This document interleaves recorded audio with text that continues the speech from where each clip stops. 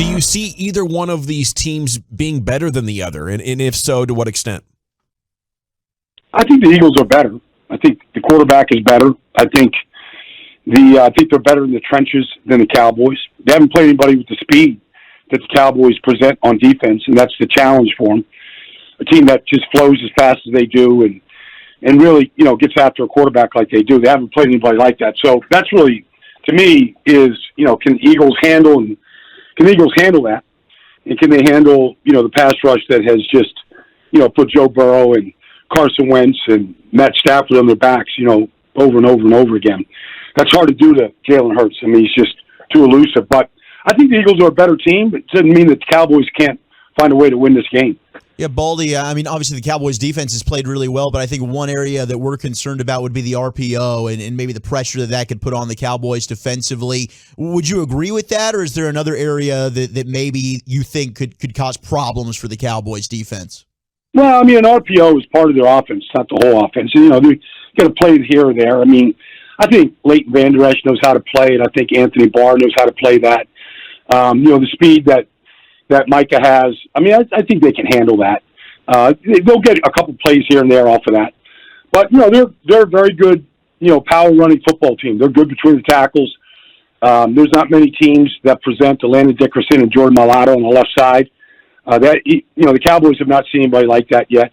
And so we'll see how they hold up inside. I mean, the one way to sort of defeat team speed that the Cowboys have is to go right at them. And they're not, they're not big. They're not oversized or anything like that, but they do penetrate, and they're very good on their feet. So, but I mean, that would be a challenge that Dallas has to take into effect. But I don't think Jalen Hurts running, a couple RPOs here and there is going to swing the balance of this game. Baldy, where do you see some weaknesses, though, on this Eagles team? Where do you feel like either offensively or defensively you could find teams taking advantage of them? Well, they really haven't played 4 great quarters of football yet. I mean, they started off slow against Jacksonville. They were down 14-0 in the rain at home, had a pick 6, and, Jacksonville scored. So, that was a little bit of adversity that they had. And then they ran 29 straight points off, and then they couldn't put them away. In fact, they have a hard time doing that to teams, even to Minnesota, where they dominated Minnesota, but they didn't really put them away. And so I think that's the challenge is for the Eagles, and I think they feel that way. I think Jalen Hurts feels that way, that they really haven't played their best football yet, even though they're 5-0. They haven't played that many really good teams. Washington's not a good team. Detroit's not a good team. I mean, you go through their schedule, they haven't really been tested. And so the one thing that does look good, though, is I think this, and I live here in South Philly. I mean, I know the area. I know the team. I think this is the best that their secondary has been in a long, long time. I mean, these guys, Darius Slay and Avonte Maddox and James Bradbury, these guys can really cover. And so, and their safeties are very active. So I think, this is the best they've been on the back end in a long time. Baldy, when you love to watch that offensive line and defensive play, the trench play. Is Jason Kelce a weapon for the Philadelphia Eagles in this game? Always. I mean, he could, for every 1 or 2 plays that he gets pushed around just because of his age and his size, he's going to make so many unbelievable plays on the perimeter.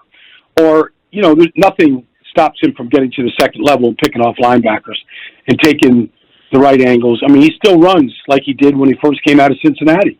I mean, he's just a remarkable athlete. I would use him I kind of look at him as a weapon just because they can do so many things on the perimeter to teams, and he's a big part of getting out there on screens and all the things, all the perimeter type runs and throws that they like to use.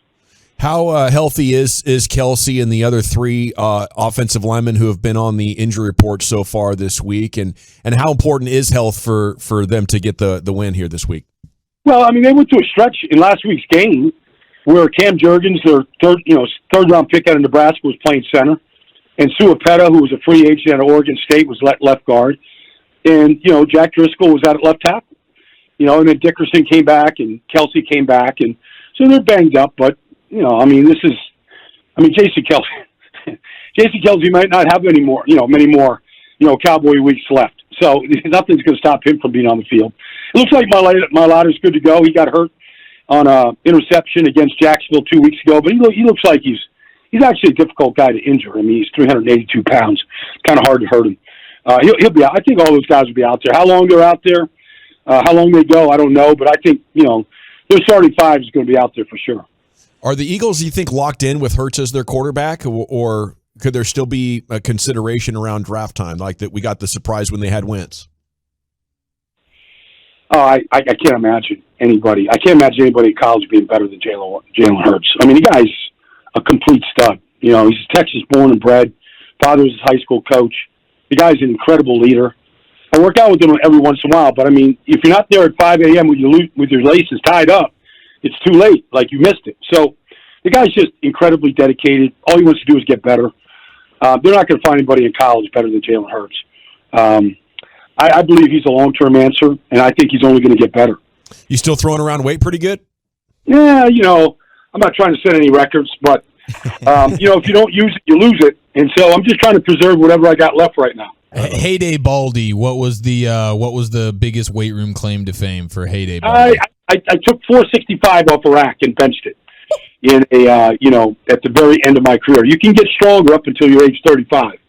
So age 34, 35, I did 465. That was the most I ever did. Never thought I could get there, but I did. And so that's my claim right there. That's our guy. And what's the record for the most? I don't think there's any video out there. I don't think there's any video to back up my claims. So. Picture it didn't happen, Baldy. I mean, you know the rules. That's true. That's good. That's good that it wasn't around.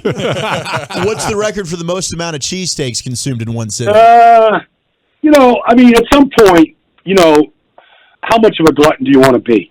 I mean, I can enjoy cheesesteak with the best of them. All right, I know where to go. I know where to shop to get them.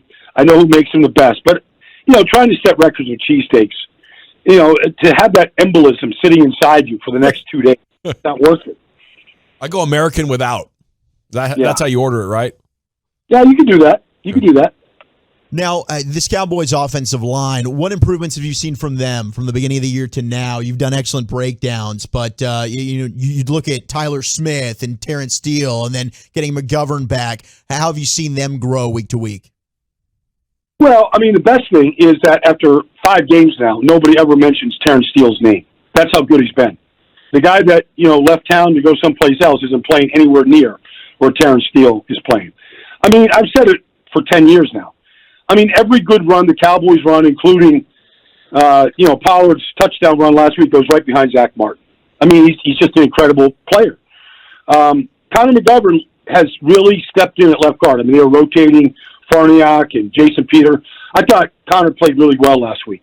He's been the fullback and, their third tight end. Like, I think he's found his role. I think he's there. And Tyler, I think, the guy just is a beast. He plays with the right attitude. He moves bodies. He's very physical. It looks like he's cut down on some penalties that he was committing early. And he moves bodies. I mean, they're hard to find. But I think he's going to be a good player. Whether they play him at guard or tackle, I don't know. But I think he's going to be a good player wherever they play him. Baldy, I'm sorry, I got to go back to the food thing here for a second. Who's the guy that you think of, maybe a teammate that you had in your playing days that was just like the biggest eater you've ever been around? Well, I played with Bubba Paris for a year in Indianapolis. You remember he was a left tackle in San Francisco. 49ers, yeah. Yeah. I called him Highway 77. I never seen anybody eat a foot-long Subway sandwich in 2 bites, but Bubba could do that, and that was just the hors d'oeuvre, before he really started putting some food away. I like to see what Bubba looks like now. I hope he's done well after his football career, but I've never seen anybody eat like that. Baldy, you gave us a great Bangkok story the last time we had you on when we were on the night show. Now we've upgraded and we get to do afternoon drive here. But did you do any fun traveling maybe before the season started this summer? Oh, yeah. Yeah, I mean, I was in a shark cage in the North Shore of Hawaii, and, I was in Nassau Beach in Costa Rica, and I was in the foothills of Colombia. We were getting around quite a bit this year, man. It was fun. That's cool. You being in the cage, I had it being different. I had the Sharks being in the cage, and they were there to observe Baldy. Well, I mean, it was kind of mutual. I mean, those the Sharks are, 10, 12 feet. They're pretty aggressive, but, I had my GoPro down there with them. We were having a good time. Does Brian Baldinger fear anything? Yeah, well, I'm not out there trying to, create chaos. I'm not looking to go bungee jump, off the Grand Canyon or anything right now. But I don't think there's a point to really having a whole lot of fear about anything. Is there any scarier environment than being an opposing player and being being a road player playing the Eagles? Well, they're going to be met by some Eagle fans when the buses pull up, for sure. I mean, that's always kind of fun. I remember going into Washington my rookie year for an NFC Championship game when I was with the Cowboys, and I was getting up off the bus, and I remember Randy White and John Dutton, they pulled me back down, and I didn't know what they were trying to do. And they said, "You'll see." And the Washington faithful out there, they had things to throw at the Cowboys getting off the bus, and those guys were saving me from getting hit. So I always remember that, and thankful for the veteran leadership that we had at that time. Do you have a memory that stands out to you from your time playing with either the Cowboys or the Eagles in this rivalry? Yeah, I remember a Monday night game in Texas Stadium. I was playing left tackle, for the Eagles, and Herschel Walker was our tailback, and Jim McMahon, I think, was our quarterback, and it was just a dogfight, and it was just so much fun. Jeff Coat was out there. Me and Herschel were, ganging up on Jeff Coat, how we're going to take care of him and, eliminate him. And, it was just what Monday Night Football should be about. It was just I don't even remember who won the game. I think we might have won, but it's just one of those classic, just like the Sunday night game. It's just one of those things that you just remember being out there in the dogfight against that team. All right, Baldy, final question. Where is the Eagles' weakness, if there is one? How do you beat them if you're coaching the Cowboys? Well, they thrown 4 touchdown passes. Now they scored 17. So, they get to the red zone, they run the ball in. They're a good running football team. But, if you can stop them, from doing that, let's see if they can throw it in the end zone. I mean, I know A.J. Brown is there, and I know you guys know who all the guys are, but sure. I've really seen them throw a lot of touchdown passes. Most of them have been far away. So let's see if they can convert, down there in the red zone, throwing the football, because they haven't had to do it very much. But doesn't mean they can't do it, but I'd like to test them and just see if they could beat Anthony Brown or Trayvon Diggs, or, hold it long enough while Micah Parsons is doing his act. The Micah Parsons problem is a league-wide problem, so we'll see how the Eagles handle that guy.